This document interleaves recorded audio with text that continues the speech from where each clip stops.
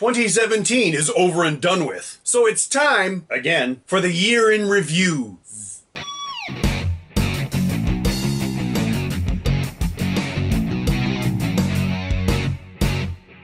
And so here's a list of the movies that we'll have to mark as DNS. That's did not see, not D's nuts stink. But never mind. I didn't see Anne Hoy's Our Time Will Come because my schedule didn't permit it. And let's be honest, I have as much business reviewing Anne Hoy films as I do giving fashion advice.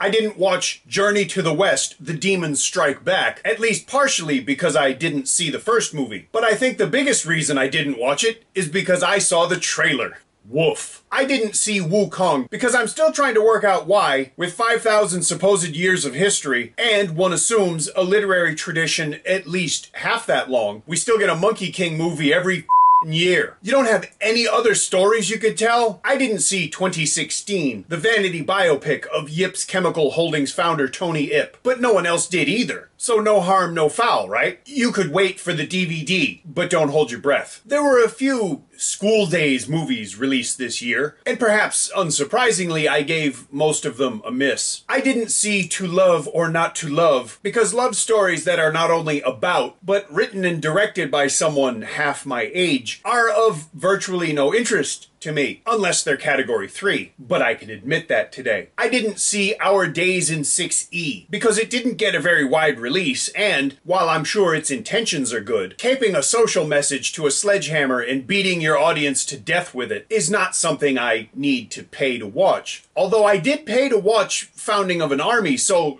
really, who am I to talk? I didn't get a chance to see Hour 17, but from what I've read about it, I'd like to see it. I'll make like Sammy Davis Jr. and keep an eye out for the DVD release. I didn't watch The White Girl because a condition of my divorce decree is that I'm not allowed to be around white women. Seriously, while I do love Christopher Doyle's cinematography and his willingness to be a walking PSA for alcohol abuse, I'm not into art movies. And apparently, neither was anyone else because it wasn't in many cinemas for many days. I didn't watch A Nail Clipper Romance because, well, I wasn't interested. A review that I read said that only the most cynical viewer would dislike these characters. A hapless loser and some quirky woman who claims to eat nail clippers. F those people. I'm not buying the DVD. I didn't watch This Is Not What I Expected, not just because I don't know the Mandarin for May-December romance, but also because no matter what the title says, the film delivers no surprises and no nudity. So